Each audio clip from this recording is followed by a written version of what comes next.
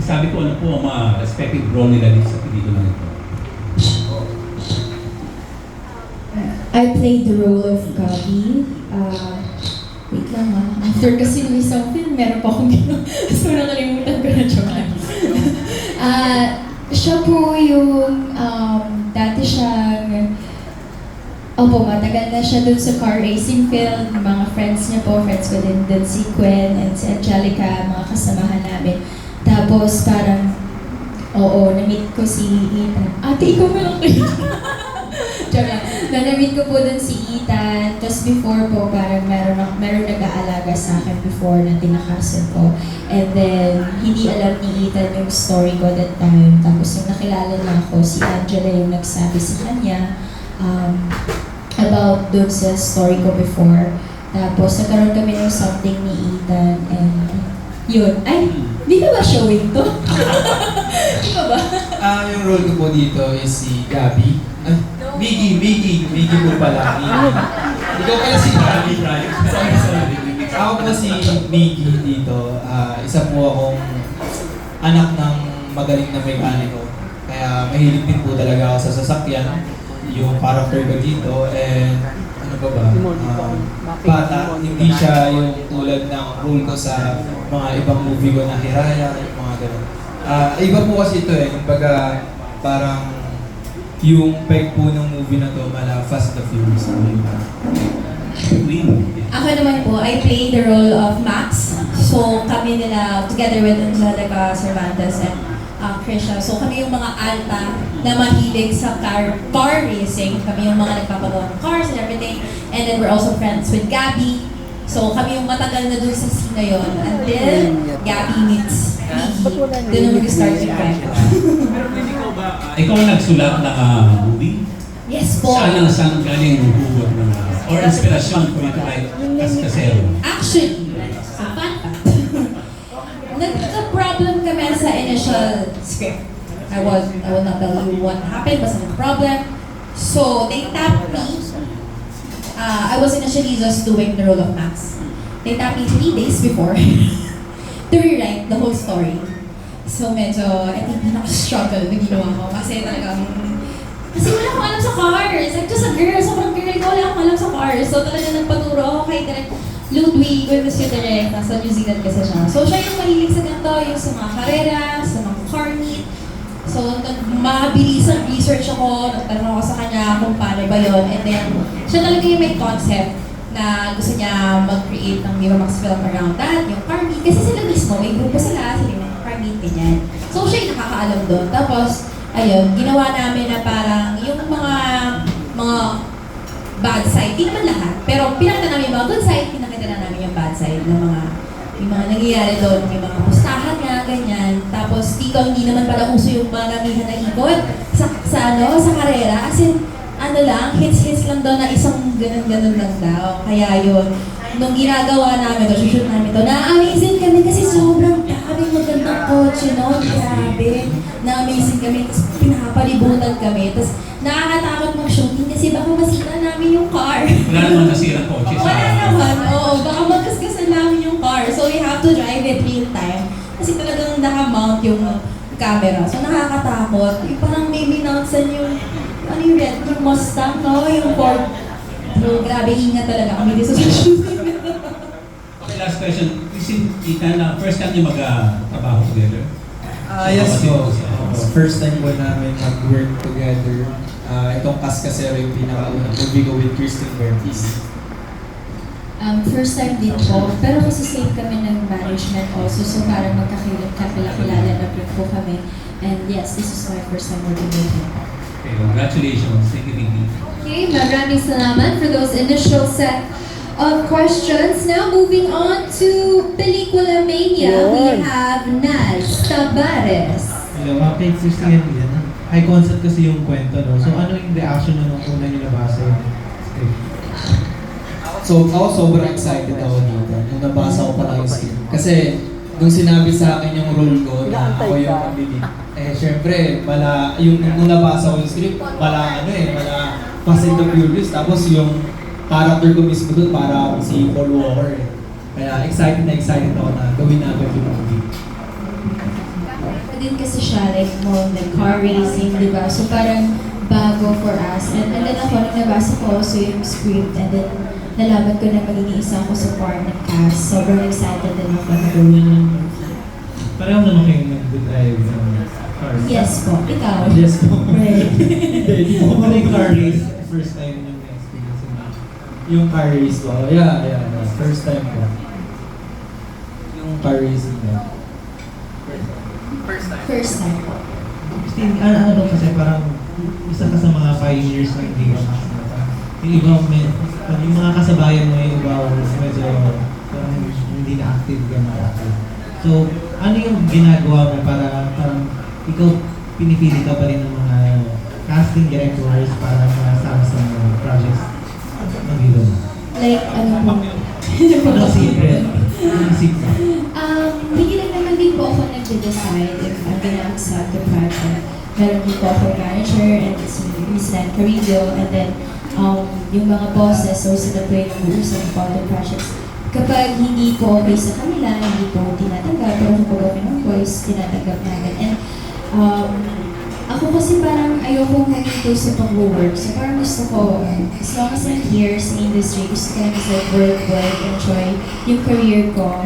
So yun, as long as may blessings na binibigay sa akin, especially yung Viva, hindi ko talaga tinatanggihan, like tinatanggap ko. Depende rin po also sa mga director ng mga co-work ko, and sa stories also, kung worth it naman po talaga siya gawin.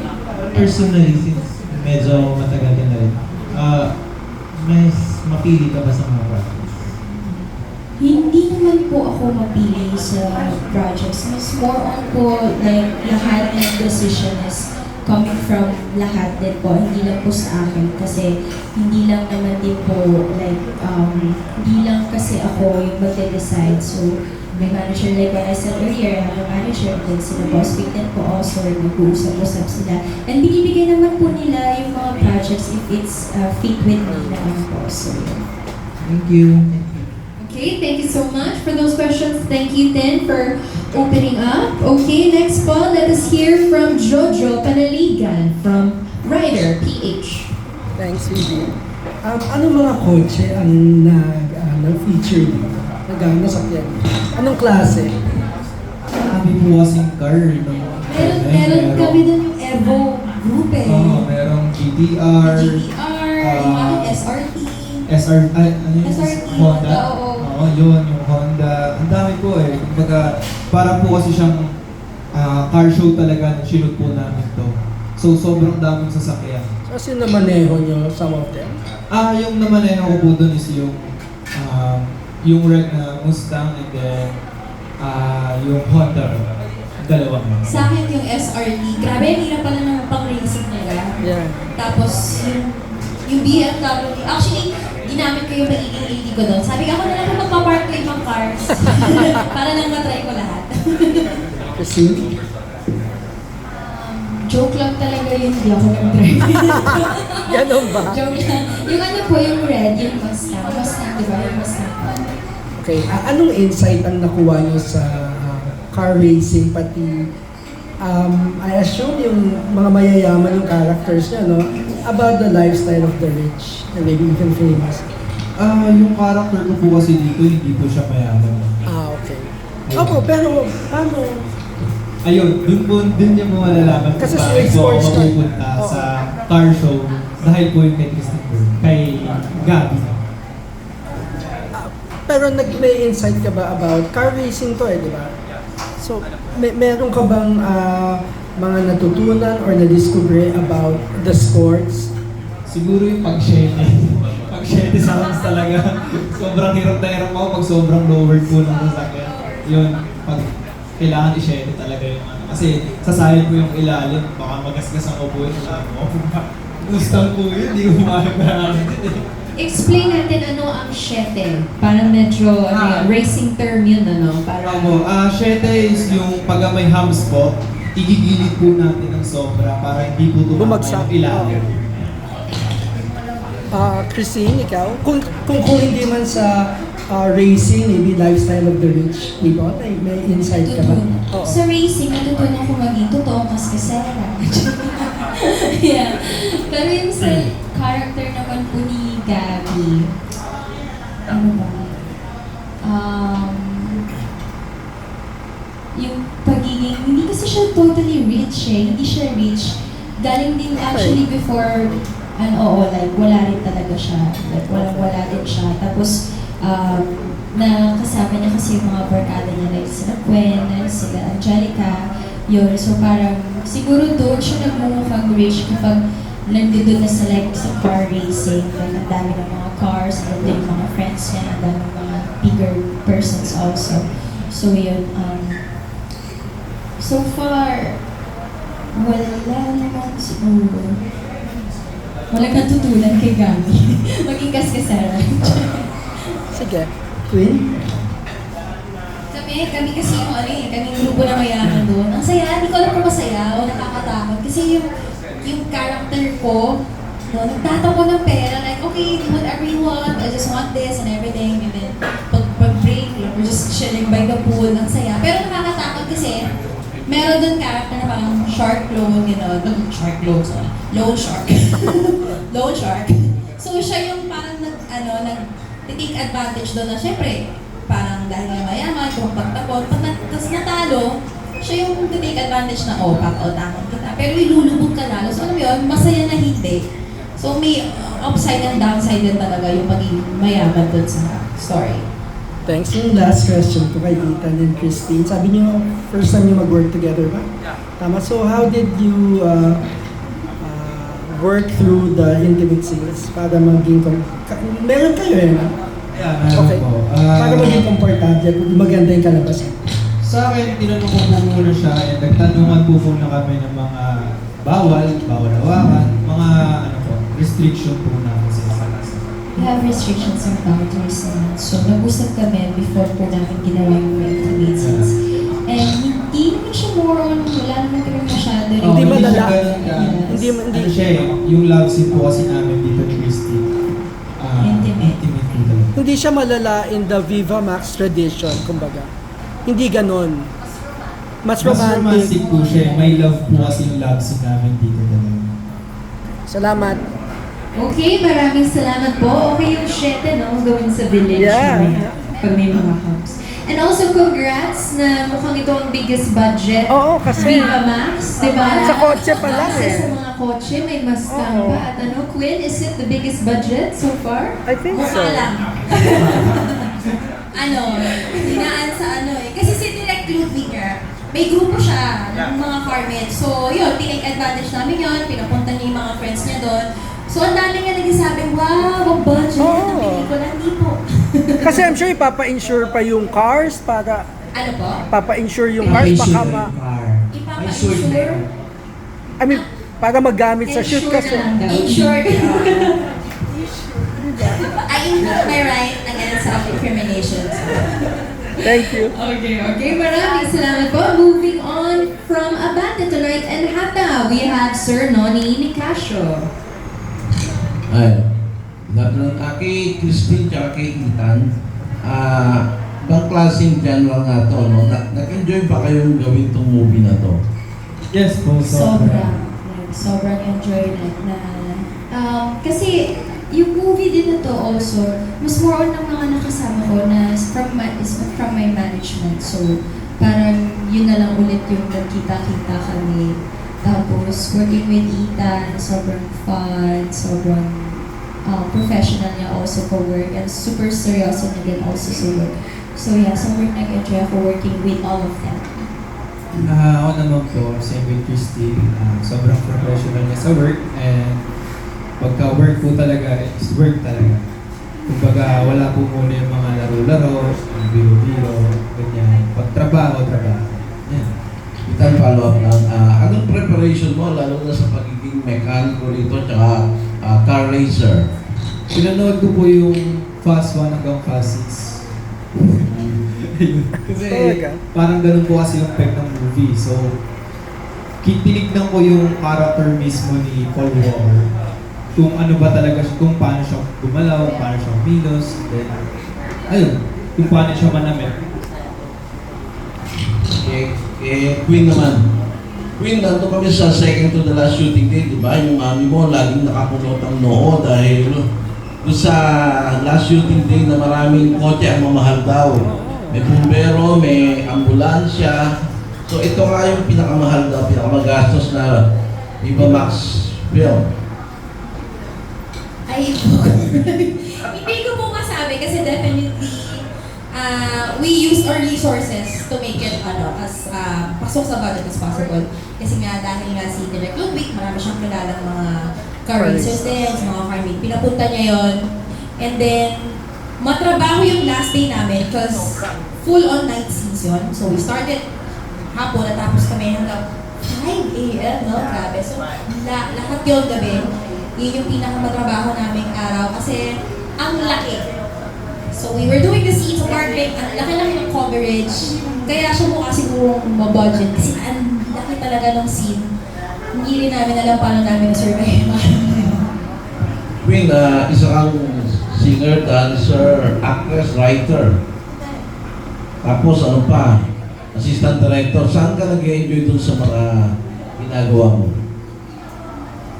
Depende. Lahat naman nag-enjoy ako. Right now, siguro, mas na-appreciate ko lang yung behind the scenes. Kasi, mas nagkakaroon ng feel of appreciation because of it. Kasi nakikita ko lahat. Diba, nakikita ko yung buong pelikula, nakikita ko yung buong production, na-appreciate ko lahat ng tao. Kasi pag artista ka, parang focus ka sa character mo, focus ka sa role mo, and then nakapagpahinga ka. Pero kapag behind the scenes ka, wala ka lang pahinga dito. Lahat tayo mag-work. So, mas na-appreciate mo yung mga tao. And, nakakatuwa rin kasi iba sila kasi pag artista ka, iba yung trato sa'yo, di ba? Pero kapag katrabaho ka nila, mas nakikita mo yung mga kulit nila. And ang saya-saya lang, parang you're always meeting new people and then you're seeing the side of them you haven't seen before. So, nakakatuwa talaga. Last na lang, Queen, nabitin kami ni Jojo sa tikahan natin kanina. Pang-port mo na to, assistant director, no? Kailan kaya yung magiging full-fledged director ka sa tingin mo? Ooh, wow. Hopefully, hindi ko alam kung pwede sabihin. I'm trying to do it siguro next year. I'm talking with Sir Des Evangelista kasi siya talaga yung naging mentor ko with this.